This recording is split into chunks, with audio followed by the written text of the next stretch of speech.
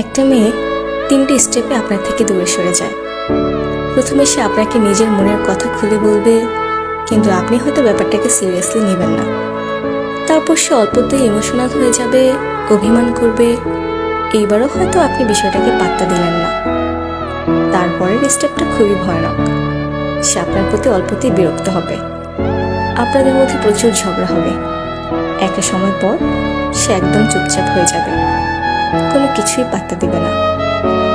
আপনি ভাববেন সবকিছু ঠিক হয়ে গিয়েছে আপনাদের, কিন্তু না। হুট করেই একদিন দেখবেন ছোট্ট কোনো বিষয় সে আপনাকে ছেড়ে চলে গেছে। আপনি ভাববেন কি হলো, কিন্তু উত্তর খুঁজে পাবেন না। সবাই কি আর অভিমান বুঝতে পারে প্রিয়? খিটখিটে মেজাজ, মুড সুইং আর রেগে যাওয়া, এই সব কিছুই কিন্তু সাময়িক। কিন্তু ওই যে আমাদের জীবনে আমাদেরকে বুঝতে পারার মানুষ খুবই কম। তাই তো আমাদের এই সাময়িক